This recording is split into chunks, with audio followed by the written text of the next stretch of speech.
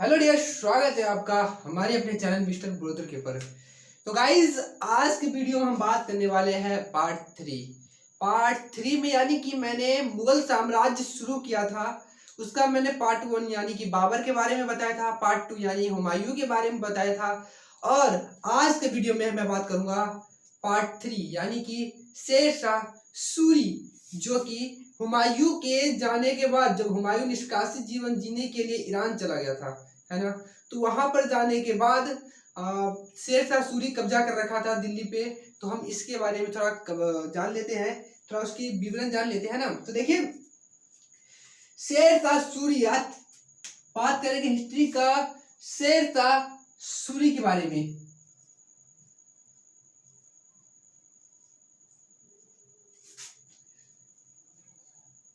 शेर शाह सूरी, इसका time period क्या है? तो गाइस, इसका टाइम पीरियड जो है 1540, यानी कि बिलग्राम युद्ध जीतने के बाद। कौन जीता था जानते हैं ना आप लोग? जो बिलग्राम युद्ध, जिसे हम, है ना, कन्नौज का युद्ध कहते हैं, वो जीता था शेर शाह सूरी ने।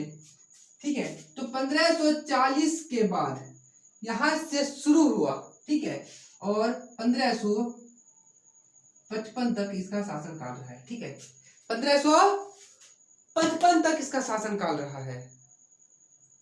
ऐसे तो इसकी मृत्यु 45 में ही हो गई थी, इसकी मृत्यु 1545 में ही हो जाती है। ठीक है, लेकिन जो इसका दोबारा हुमायूं आता है इसमें, तो 1555 में आता है, और ये 1555 तक सूर वंश चलता है। ठीक है, मैं जरा बात कर लेता हूँ कि सूर वंश का जो संस्थापक है शेर शाह सूरी। सूरी का मतलब ही होता है सूर। तो देखिए, सूर जो है उसका एक वंश का नाम था, सूर। ठीक है, तो इसका जो संस्थापक है, सूर वंश का संस्थापक कौन है? तो संस्थापक की बात करें तो सूर्य वंश का संस्थापक जो था अफगान वंशीय शासक जो था,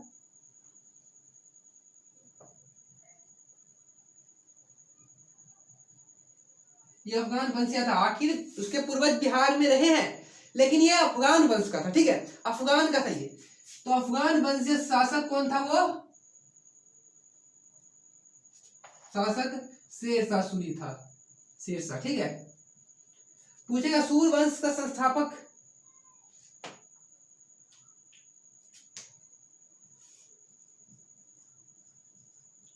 सूर्य वंश का संस्थापक अफगान वंश से शासक शेर शाह सूरी था। ठीक है, इसका टाइम पीरियड जान लिए, संस्थापक जान लिए कि सूर वंश का स्थापना कैसे हुआ था, हम इसके बारे में जान लिए। अब हम बात करते हैं इसके बारे में। ठीक है, देखिए, शेर शाह सूरी के बचपन का नाम क्या था? बचपन का नाम, है ना, तो बचपन का नाम क्या था? तो देखिए, शेर शाह सूरी पहले शेर शाह सूरी नहीं था। ठीक है, शेर शाह सूरी पहले शेर शाह सूरी था ही नहीं। इसका बचपन का नाम था फरीद खान। क्या था? फरीद खान। इसके बचपन का नाम क्या था? फरीद खान। ठीक है, और इसके पिता का नाम क्या था? इसके पिता का नाम क्या था? हसन खान। नाम दोनों का अच्छा, देखिए, खान लगा रखा है। अब शेर शाह सूरी में जैसे लग रहा है ही नहीं, है ना, ये ना खान लगा हुआ है, एक तो हिंदू वाला टाइटल लगा हुआ, कौन सा? शाह लगा हुआ है, शेर शाह, है ना। देखिए आप, तो हसन खान और फरीद खान, ये हो गया बेटे का नाम, ये हो गया पिता का नाम, हसन खान। ठीक है, अब हम बात कर लेते हैं इसके बारे में। हसन खान, तो इसके पिता का नाम हो गया, बचपन का नाम इसका हो गया फरीद खान हो गया। ठीक है, देखिए, ये इसका जो नाम पड़ा शेर खान, इसका अभी भी शेर शाह सूरी नाम नहीं पड़ा है। ठीक है, अभी भी इसका जो नाम पड़ा है वो शेर खान ही पड़ा है। क्या पड़ा? शेर खान। देखिए कैसे पड़ा कि शेर जो शाह सूरी जो था, यानी कि फरीद खान, जो फरीद खान था, इन्होंने क्या किया, अपने एक तलवार की वार से शेर को मार दिया था। ठीक है, अपने एक तलवार की मार से शेर को मार दिया था, जिससे क्या हुआ, बहार खा लोहानी ने इससे खुश होकर इसे शेर खान की उपाधि दे दी। ठीक है, मैं बताता हूं। देखिए इन्होंने क्या किया, शेरशाह सूरी ने, कि इन्होंने एक तलवार की बाढ़, तेरे के नाम ही है शेर, तो शेर का मतलब आप लोग याद रख सकते हैं कि शेर को एक तलवार की बाढ़ से मारा था। ठीक है, तो इसका जो खुश कौन हुआ था, बहार खान लोहानी। ये भी बिहार में ही था। ठीक है, अफगान वंश ये भी था। ठीक है, अफगान वंशीय था। तो बहार खान लोहानी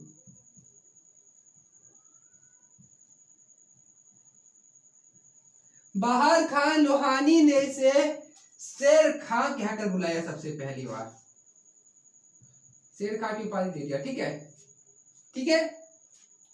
अब हम बात करते देखिए 1540 के बारे में।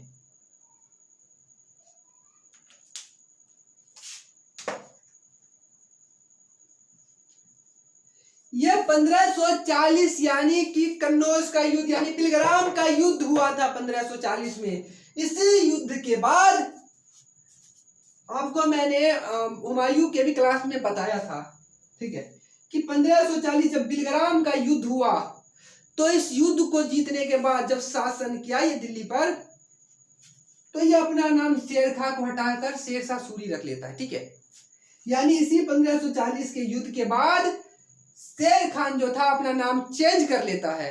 कब रखता है, तो 1540 में शेर खान की जगह शेरशाह की उपाधि ले लेता है। ठीक है, शेरशाह की उपाधि ले लेता है इस युद्ध के बाद। और इस युद्ध के बाद हुमायूं सिंध चला जाता है। कहां चला जाता है, सिंध चला जाता है। कब जाता है, तो 1540 ईस्वी में हुमायूं कहां चला जाता है, सिंध चला जाता है। ठीक है, इसमें हुआ था बिलग्राम का युद्ध। इसके द्वारा प्रमुख लड़ा गया प्रांत था बिलग्राम का युद्ध। आप लिख लेंगे तो अच्छी बात है। बिलग्राम का युद्ध, इसे ही हम कहते हैं कन्नौज का युद्ध।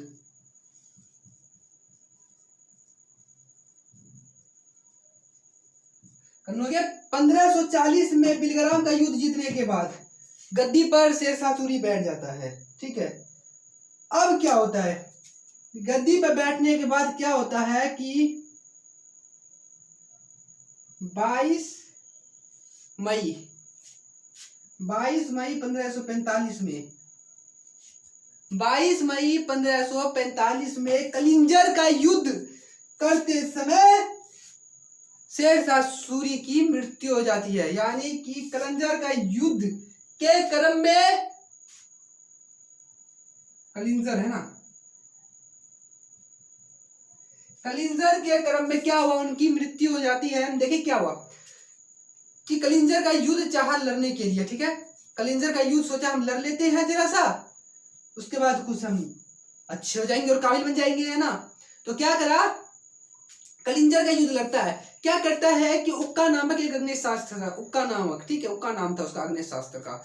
वो क्या करता है, सबसे पहले कि उस पर बम फेंकता है। क्या करता है, बम फेंकता है उसके ऊपर। ठीक है, बम फेंकता है। जब बम फेंक रहा होता है, बार बार बम फेंक रहा होता है, ठीक है, दीवार से एक बार क्या होता है, टकरा कर बम और उसी के गोदाम में आकर क्या करता है, गिर जाता है। गिर जाता है, उसके पास भी बम था, क्योंकि हम बम फेंक रहे उसके ऊपर, तो हमारे पास तो विशेष बात है कि बम होगा हमारे पास, है ना। तो बम में लग जाती है आग, जिससे ब्लास्ट हो जाता है, उसकी वहीं पर मृत्यु हो जाती है, यानी चिथरा उड़ जाता है पूरा एक तरह से। ठीक है, तो कब होती है मृत्यु, 22 मई 1545 में। ठीक है, और उस समय जो कलिंजर का राजा था, कलिंजर का जो शासक था, वो था कीरत सिंह। उस समय कलिंजर का शासक कौन था, ये जो कलिंजर है इसका शासक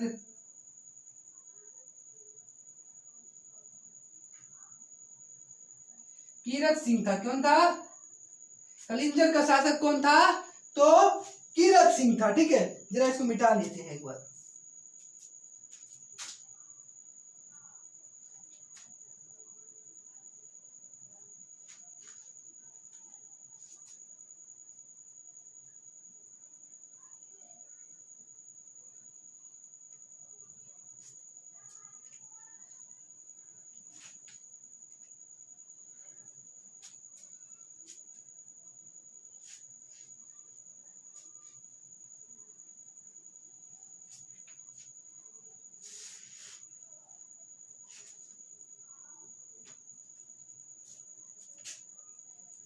अब देखिए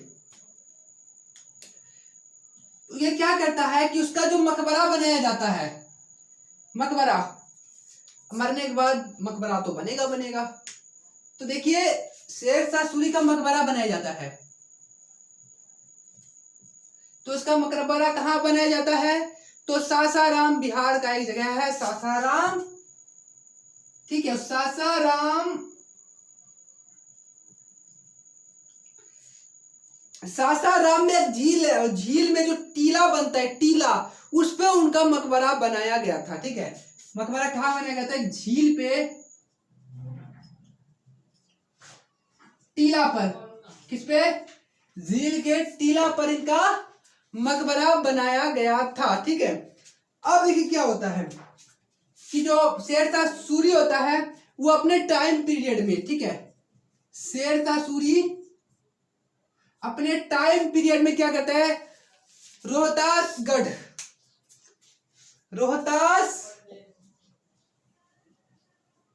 रोहतासगढ़ और लिख देते हैं, और किला ए कुहानी, ठीक है, रोहतासगढ़ और किला ए कुहानी मस्जिद का निर्माण करवाता है। कौन? शेरशाह सूरी अपने टाइम पीरियड में क्या करवाता है? रोहतासगढ़ करवाता है, और किला ए कुहानी, जिसको आज हम पुरानी किला के नाम से जाना जाता है, पुरानी किला का नाम से। ये मस्जिद है एक, ये क्या है? एक मस्जिद है। ठीक है, देखिए क्या करता है, इसका जो उत्तराधिकारी बनता है, शेर का शाह का उत्तराधिकारी, इसका जो उत्तराधिकारी बनता है उसका पुत्र बनता है, पुत्र का नाम होता है इस्लाम खान।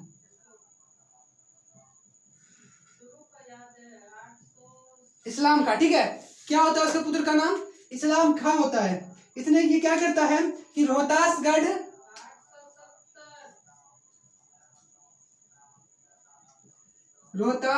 एवं कन्नौज, ये रोहतासगढ़ एवं कन्नौज को है ना अपने नाम का स्थान बना देता है, यानी कि शेरशाह सूरी का नाम देता है उस स्थान को। शेर शाह नाम देता है किसका? उस स्थान का नाम को देता है, इसके स्थान, इसको स्थान बनाता है, इसके जगह को, इसके जगह को शेरशाह नाम दे देता है। ठीक है,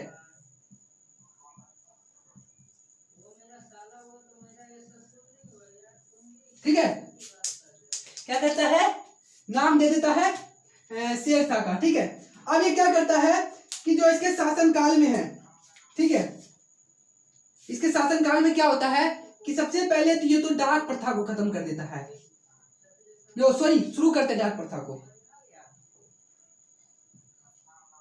डाक प्रथा की शुरुआत करता है ये। ठीक है, अब देखिए डाक प्रथा है क्या, इसके पहले समझते। देखिए डाक प्रथा वो चीज है जिसे हम स्त्री को बिना किसी गलती को डायन का रूप हम दे देते हैं। जैसे बच्ची को कोई गलत नजर से देखता है तो ये कहते हैं डायन है ये, है ना, बच्चे को कुछ हो गया तो डायन ने कर दिया, तो इसको ऐसे में कई स्त्री मारी गई है, इसमें निर्दोष स्त्री भी मारी जाती थी। ठीक है, तो यही डाक प्रथा है। तो इसकी शुरुआत कौन किया था? ये शेरशाह सूरी किया था, इसकी शुरुआत शेरशाह सूरी किया था। और ठीक है, शुरुआत से कौन किया था? ये शेरशाह सूरी किया था। ठीक है, इसने एक और चीज की शुरुआत की थी। क्या शुरुआत की थी? देखिए 1541 में इसने पाटलिपुत्र नाम था पटना का। क्या नाम था? पाटलिपुत्र। उसको दोबारा उसने पटना नाम रख दिया, पाटलिपुत्र का नाम यानी चेंज कर दिया, पाटलिपुत्र का नाम पटना दिया। पाटलिपुत्र का नाम क्या दिया? पटना दिया। कब दिया? 1541 में। तीसरा काम क्या करता है ये? पट्टा प्रथा की शुरुआत करता है। पट्टा प्रथा समझते हो? पट्टा क्या होता है? पट्टा और कबूलियत प्रथा होता है। ठीक है, कबूलियत। देखिए पट्टा कबूलियत प्रथा है क्या? तो पट्टा का मतलब क्या होता है? देखिए पट्टा का मतलब होता है राज्य सरकार जो होती है भूमि देती है, यानी कि जो उस समय शासन करता था वो भूमि देता था और उससे लगान के रूप में वसूली करता था। क्या करता था? लगान के रूप में जो वसूली करता था। ठीक है, जो वसूली करेगा और जो कबूल करेगा वही कबूलियत हो गया। मैं बताता हूँ आपको, पट्टा कबूलियत प्रथा। देखिए राज्य क्या क्या भूमि दिया किसानों को, इसको मिटा देता हूं,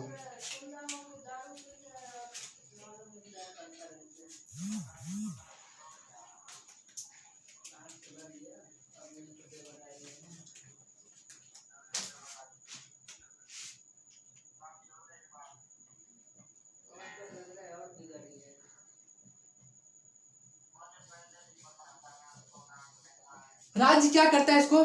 सबसे पहले तो भूमि देता है, और भूमि का जितना भी विवरण होता है एक दस्तावेज में लिखा जाता है। भूमि का जितना भी विवरण है उसको एक दस्तावेज में लिख दिया जाता है, और जो लिखा जाता है उसी को हम पट्टा कहते हैं। ठीक है, लिख लीजिएगा आप लोग। राज्य जो होता है भूमि देता है, और इसका विवरण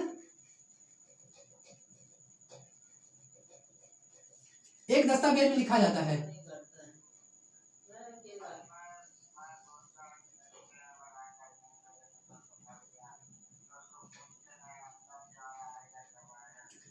एक दस्तावेज में क्या करता है? उसका विवरण एक दस्तावेज में लिखा जाता है। तो ये हमारा हो गया पट्टा, पट्टा हो गया। ठीक है, अब क्या है? कबूलियत क्या है? अब इस पे जो भी लगान लिया जाएगा, वसूली किया जाएगा, और जो शासक कबूल करेगा तो उसको भरपाई करना पड़ेगा। तो कबूल करना ही कबूलियत है। ठीक है, मतलब कि लगान के रूप में जो भी कबूल करेगा,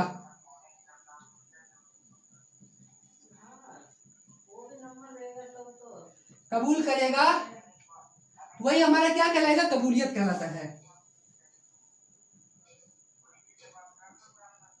कबूलियत कहलाता है। ठीक है, इसी के शासन काल में, इसी के शेरशाह सूरी के शासन काल में ग्रैंड ट्रंक रोड की मरम्मत करवाई गई थी। किसके शासन काल में? शेरशाह सूरी के शासन काल में ग्रैंड ट्रंक रोड की मरम्मत करवाई गई थी, और इसके जो समकालीन था मलिक मोहम्मद जायसी था। समकालीन क्या होता है? उस समय वो भी था। ठीक है, मलिक मोहम्मद जायसी। तो ग्रैंड ट्रंक रोड की मरम्मत करवाई, और इसके समकालीन कौन था? और इसके समकालीन मलिक मोहम्मद जायसी था।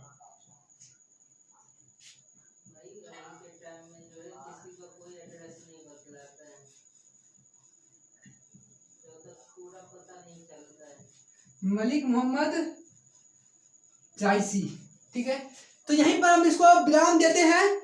ठीक है, नेक्स्ट पार्ट में हम लेके आएंगे आपके लिए अकबर, जो कि महान सम्राट अकबर का काफी चर्चित है, तो उनके बारे में हम बताएंगे आपको।